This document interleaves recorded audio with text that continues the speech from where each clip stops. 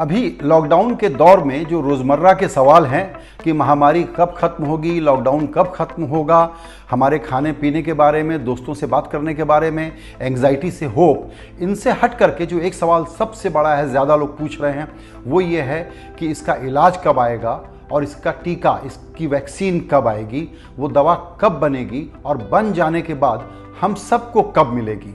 ये सबसे बड़ा सवाल है। जब तक ये वैक्सीन नहीं आएगा तब तक ये दुनिया नॉर्मल नहीं हो पाएगी। अभी तक जो हम सुनते हैं वो ये है कि इस वैक्सीन को आने में 12 से 18 महीने लग सकते हैं, लेकिन जिस दिन इसका आविष्कार हो गया उसके बाद इसके महाप्रोडक्शन के लिए दुनिया कितनी तैयार है, हमारी सरकारें कितनी तैयार हैं, आज हम इस पर चर्चा करेंगे।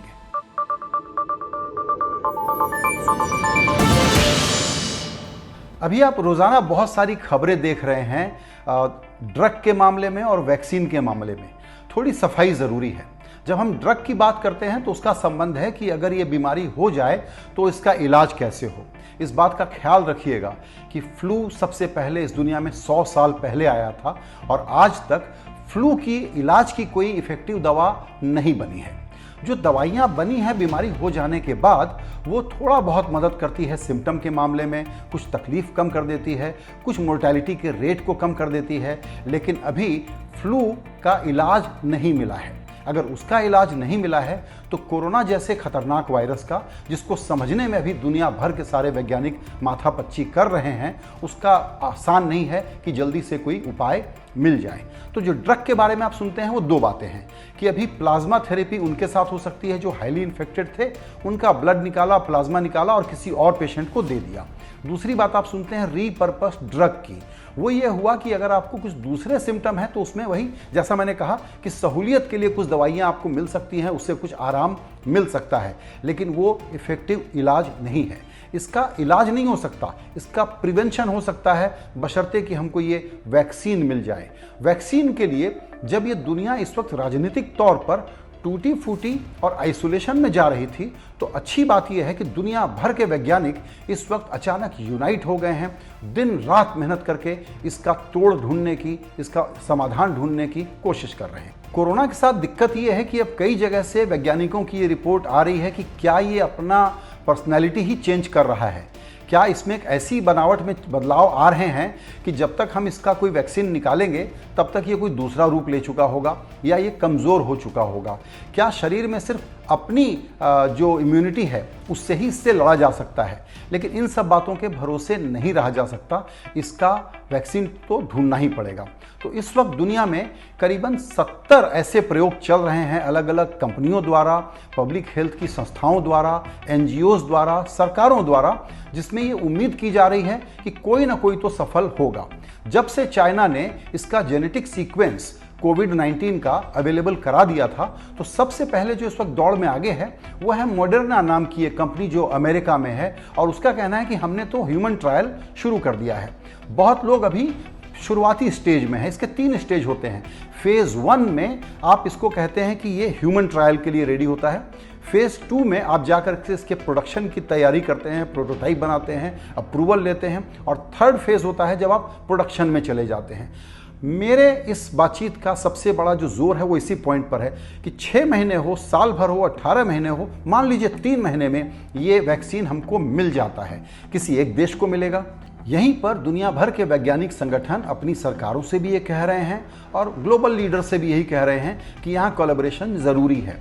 जो WHO इस काम को करता है, जिसका रोल एडवाइजरी का है, वो कोई प्रशासक संस्था नहीं है, उस पर भी इस वक्त अटैक हो रहे हैं। तो आप अंदाज लगाइए कि जिस दिन वैक्सीन आ गया उस दिन अगर ये छीन झपट चलती रही, अब पूरी दुनिया तैयार नहीं हुई कि इसका जल्दी प्रोडक्शन कैसे हो, और हर एक इंसान का एम्बिशन होना चाहिए हमारे डिसीजन मेकर्स का कि सबको ये वैक्सीन अवेलेबल कैसे हो जाए। क्योंकि मान लीजिए इस वैक्सीन के लिए जो आपने फैक्ट्री बनाई वो ठीक नहीं है, हो सकता है उसकी ज़रूरत ना पड़े क्योंकि वैक्सीन कुछ और निकल आया। ऐसे में वो फाइनेंशियल रिस्क बेहतर है क्योंकि कुछ बिलियन डॉलर बर्बाद होंगे, लेकिन अगर दुनिया रुकी रही तो कई कई ट्रिलियन डॉलर बर्बाद होंगे, कई कई जिंदगियां बर्बाद होंगी। इसीलिए जो विशेषज्ञ हैं वो कहते हैं कि इस वक्त देश के दुनिया के सारे जो नेता हैं उनको G20 पर बात हुई है, इकोनॉमी के बारे में बात हुई है, ओपेक में बात इकोनॉमी को लेकर के हो रही है, सार्क में या यूरोपियन यूनियन में यही बात हो रही है। लेकिन क्या दुनिया भर के नेताओं को आज और अभी तत्काल ये बात नहीं करनी चाहिए कि हम प्रोडक्शन फैसिलिटी बना के रेडी कैसे रखें ताकि जिस दिन वैक्सीन आएगा बहुत तेज़ी से, बहुत स्पीड से हम उसके वैक्सीन के टीके तैयार करेंगे ताकि दुनिया का कोई आदमी इसके अभाव में खतरे में न रहे। अब थोड़ी बात भारत की भी कर लेते हैं। भारत इन चीज़ों को जाहिर है कि जो दुनिया में ट्रेंड हो रहा है उसको समझने की कोशिश कर रहा है, उसको फॉलो करने की कोशिश कर रहा है। हमको ताज़ा जानकारी ये मिली है कि भारत में करीबन 6 या 7 कंपनियां, संगठन जो हैं वो वैक्सीन बनाने की कोशिशें कर रहे हैं। इनमें से 2 ऐसे हैं, एक है जाइडस कैडिला और दूसरा है सीरम इंस्टीट्यूट, जिसको WHO ने जो एक सॉलिडरिटी का प्लान बनाया है, जो कई लोग मिलकर एक साथ काम करें, उन कंपनियों में शामिल कर लिया है। फिर ध्यान दीजिएगा कि ड्रग की जो बातें आप सुनते रहते हैं वो अलग है, वैक्सीन की इजाद करने की कोशिश की बात अलग है। लेकिन भारत अभी किस स्टेज पर है इसके बारे में हमको पूरी जानकारी नहीं है। इसमें बाधा है कि एनिमल ट्रायल यहाँ अलाउड नहीं है, इसलिए सीधे ह्यूमन ट्रायल में जाने में जो वक्त लगता है, इन सारे प्रोसेसेस को रेगुलेटरी तरीके पर स्पीड अप करने पर जोर देना पड़ेगा। लेकिन भारत अपना वैक्सीन बना लेगा, इस बात पर हम इंतजार करके नहीं बैठ सकते। भारत के लिए ज़रूरी होगा कि दुनिया भर के देशों से न वो सिर्फ बात करे, लीड ले सबको साथ लाने पर, जैसा कि बिल गेट्स कह रहे हैं। और बिल गेट्स अकेले नहीं हैं, ऐसे बहुत सारे बड़े बड़े लोग हैं जो दुनिया भर की चिंता करते हैं, इंसानियत की चिंता करते हैं। वो कह रहे हैं कि इसका कोलैबोरेशन जल्दी से जल्दी शुरू होना चाहिए। भारत के बारे में एक बात ये जान लेना ज़रूरी है कि हमारे यहाँ जो वैक्सीन बनाने की नीति है, जो इससे जुड़े हुए लोग हैं, जो विशेषज्ञ हैं, जो स्पेशलिस्ट होते हैं, जो इन कामों को करते हैं और उसके बाद सरकार अप्रूवल देती है, वो प्रोसेस थोड़ा सा कठिन है। दुनिया भर में इस प्रोसेस को कोलैप्स किया जा रहा है कि आप जल्दी जल्दी इस काम को कैसे करें और simultaneously phase 1, phase 2, phase 3, approval, production, ये सारे काम हम एक साथ कैसे रैंप अप करें। भारत को भी ये रणनीति अपनानी पड़ेगी। लेकिन यहाँ एक चेतावनी ज़रूरी है। कोई ये समझता हो कि हम लोग अपने आप कर लेंगे तो बड़ी गलतफहमी होगी।